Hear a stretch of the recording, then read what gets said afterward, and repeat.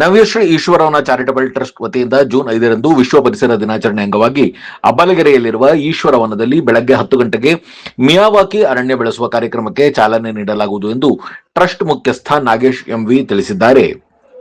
ಇಂದು ಪತ್ರಿಕಾಗೋಷ್ಠಿಯಲ್ಲಿ ಮಾತನಾಡಿದ ಅವರು, ನವ್ಯಶ್ರೀ ಈಶ್ವರವನ ಚಾರಿಟಬಲ್ ಟ್ರಸ್ಟ್ ಕಳೆದ 10 ವರ್ಷಗಳಿಂದ ಪರಿಸರ ಕಾರ್ಯಕ್ರಮಗಳನ್ನು ರೂಪಿಸುತ್ತಾ ಬಂದಿದೆ. ಮುಖ್ಯವಾಗಿ ಮಕ್ಕಳಲ್ಲಿ ಪರಿಸರ ಜಾಗೃತಿ ಮೂಡಿಸುವ ಕೆಲಸವನ್ನು ಮಾಡುತ್ತಿದ್ದು, ನವ್ಯಶ್ರೀ ಈಶ್ವರವನದಲ್ಲಿ 2 ಎಕರೆ ಪ್ರತ್ಯೇಕ ಜಾಗದಲ್ಲಿ ಸುಮಾರು 125ಕ್ಕೂ ಹೆಚ್ಚು ಜಾತಿಯ 1,000 ಮರಗಳನ್ನು ಬೆಳೆಸಲಾಗಿದೆ ಎಂದರು.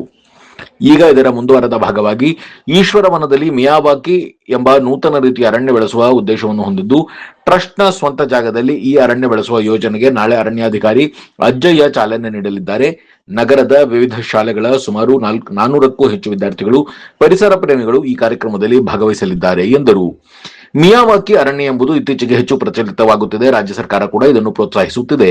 ಮಿಯಾವಾಕಿ ಎಂಬುದು ಜಪಾನಿನ ಡಾಕ್ಟರ್ ಅಕಿರಾ ಮಿಯಾವಾಕಿ ಎಂಬ ಸಸ್ಯ ತಜ್ಞನ ಆವಿಷ್ಕಾರವಾಗಿದೆ. ಇದರ ವಿಶೇಷತೆ ಎಂದರೆ ಅತಿ ಕಡಿಮೆ ಜಾಗದಲ್ಲಿ ಹೆಚ್ಚು ಜಾತಿಯ ಮರಗಳನ್ನು ಬೆಳೆಸುವುದಾಗಿದೆ.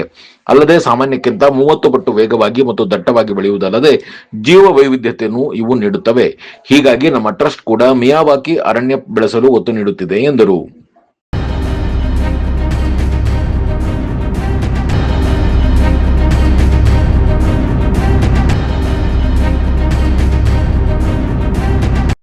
ಒಂದು ಸಣ್ಣ ಬ್ರೇಕ್ ನಂತರ ನವ್ಯಶ್ರೀ ಈಶ್ವರವನ ಚಾರಿಟಬಲ್ ಟ್ರಸ್ಟ್ನ ಮುಖ್ಯಸ್ಥ ನಾಗೇಶ್ ಎಂವಿ ಏನು ಹೇಳಿದ್ರು ಕೇಳೋಣ ಬನ್ನಿ.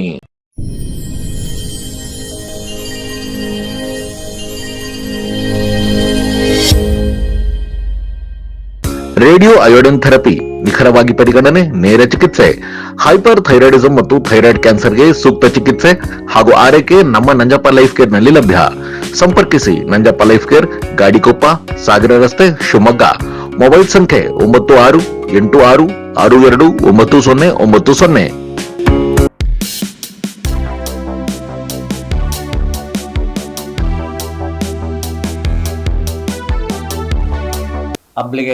ಅಬ್ಬಲಗೆರೆಯಲ್ಲಿ ನಮ್ಮ ಈಶ್ವರವನ ಪ್ರಾರಂಭ ಆಯಿತು.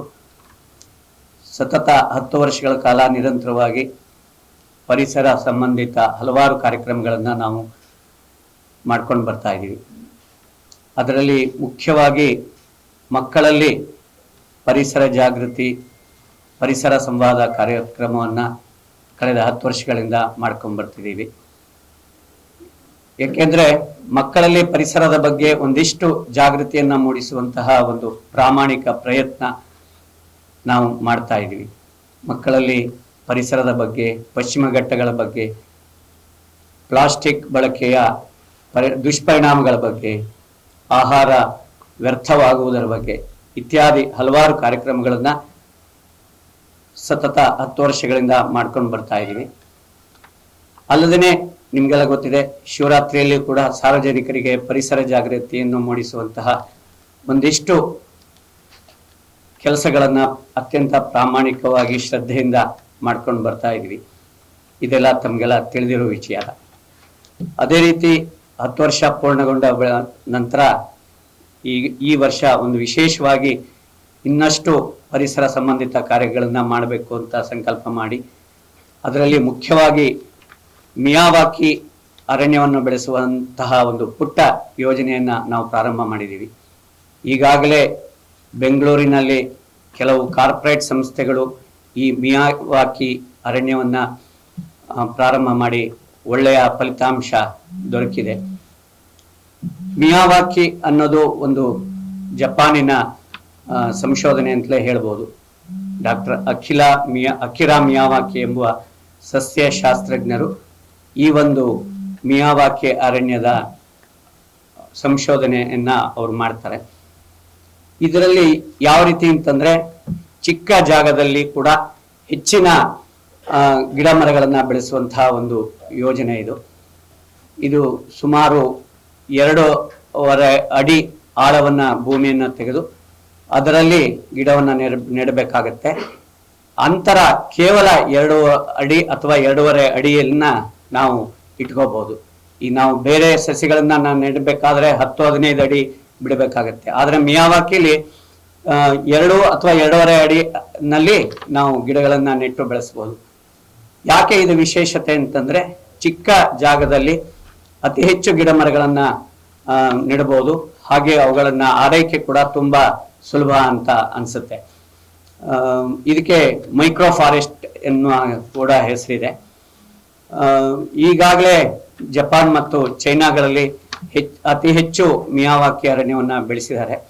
ಕರ್ನಾಟಕ ಸರ್ಕಾರವು ಕೂಡ ಈ ದಿಸೆಯಲ್ಲಿ ಕಾರ್ಯಪ್ರವೃತ್ತಿಯನ್ನ ಇತ್ತೀಚೆಗೆ ಪ್ರಾರಂಭಗೊಳಿಸಿದೆ. ಈ ನಿಟ್ಟಿನಲ್ಲಿ ನಮ್ಮದೊಂದು ಪುಟ್ಟ ಪ್ರಯತ್ನ. ನಾಳೆ ದಿನ ಬೆಳಗ್ಗೆ 10 ಗಂಟೆಗೆ ಈ ಮಿಯಾವಾಕಿಯ ಗಿಡ ನೆಡುವ ಕಾರ್ಯಕ್ರಮಕ್ಕೆ ಚಾಲನೆ ನೀಡಲಾಗುತ್ತೆ. ಶಿವಮೊಗ್ಗದ ಉಪ ಅರಣ್ಯ ಸಂರಕ್ಷಣಾಧಿಕಾರಿಗಳಾದ ಶ್ರೀಯುತ ಡಾಕ್ಟರ್ ಅಜಯ್ಯ ಅವರು ಮುಖ್ಯ ಅತಿಥಿಗಳಾಗಿ ಪಾಲ್ಗೊಳ್ತಾರೆ. ಅಲ್ಲದೆ ಸುಮಾರು 400 ಮಕ್ಕಳು ನಾಳೆಯ ದಿನ ಕಾರ್ಯಕ್ರಮದಲ್ಲಿ ಪಾಲ್ಗೊಳ್ತಾರೆ. ಅದರಲ್ಲಿ ಮುಖ್ಯವಾಗಿ ಶಿವಮೊಗ್ಗದ ಸಾಂದೀಪಿನಿ ಶಾಲೆಯ ಮಕ್ಕಳು, ಶಿವಮೊಗ್ಗದ ಸ್ವಾಮಿ ವಿವೇಕಾನಂದ ಶಾಲೆಯ ಮಕ್ಕಳು ಹಾಗೂ ಭದ್ರಾವತಿಯ ಆದಿಚುಂಚನಗಿರಿ ಶಾಲೆಯ ಮಕ್ಕಳು ಮುಖ್ಯವಾಗಿ ಪಾಲ್ಗೊಳ್ಳಲಿದ್ದಾರೆ. ಅದಲ್ಲದೆ ಈ ತಿಂಗಳು ಪರಿಸರ ತಿಂಗಳು ಅಂತಲೇ ನಾವು ಸಂಕಲ್ಪವನ್ನು ಮಾಡಿಕೊಂಡು ಈ ತಿಂಗಳು ನಿರಂತರವಾಗಿ ಶಿವಮೊಗ್ಗದ ಎಲ್ಲ ಶಾಲಾ ಮಕ್ಕಳಿಗೂ ಕೂಡ ಪರಿಸರದ ಬಗ್ಗೆ ಒಂದಿಷ್ಟು ಕಾರ್ಯಗಳನ್ನು ಅಲ್ಲಿ ನೆರವೇರಿಸ್ತೀವಿ. ಯಾಕೆ ಇದನ್ನ ನಾವು ಈ ಮೂಲಕ ತಿಳಿಯಪಡಿಸ್ತಾ ಇದ್ದೀವಿ ಅಂತಂದ್ರೆ, ಕೇವಲ ಸರ್ಕಾರದೊಂದಿಂದಲೇ ನಾವು ಅರಣ್ಯವನ್ನು ಉಳಿಸ್ಲಿಕ್ಕೆ ಸಾಧ್ಯ ಇಲ್ಲ. ಖಾಸಗಿಯಾಗಿಯೂ ಕೂಡ ಪ್ರಯತ್ನಗಳಾಗಬೇಕು. ಎಲ್ಲರೂ ಈ ನಿಟ್ಟಿನಲ್ಲಿ ಕಾರ್ಯಪ್ರವೃತ್ತರಾಗಬೇಕು ಅನ್ನುವ ಒಂದು ಕಳಕಳಿಯಿಂದ ಈ ಒಂದು ಯೋಜನೆಯನ್ನ ಪ್ರಾರಂಭಿಸಿದ್ದೇವೆ. ಹಾಗೆಯೇ ನಮ್ಮ ಸಂಸ್ಥೆಗೆ ATG certification, income tax ATG certification ಕೂಡ ಸಿಕ್ಕಿದೆ. ಶಿವಮೊಗ್ಗದ ಕಾರ್ಪೊರೇಟ್ ಸಂಸ್ಥೆಗಳು ಕೂಡ ನಮ್ಮೊಂದಿಗೆ ಕೈ ಜೋಡಿಸಿ ಅತಿ ಹೆಚ್ಚು ಈ ಅರಣ್ಯವನ್ನು ಬೆಳೆಸುವ ಪ್ರಯತ್ನದಲ್ಲಿ ನಮ್ಮೊಂದಿಗೆ ಸಹಭಾಗಿತ್ವವನ್ನು ಕೊಡಬಹುದು ಅನ್ನುವ ಒಂದು ನಿವೇದನೆಯನ್ನು ಕೂಡ ಈ ಮೂಲಕ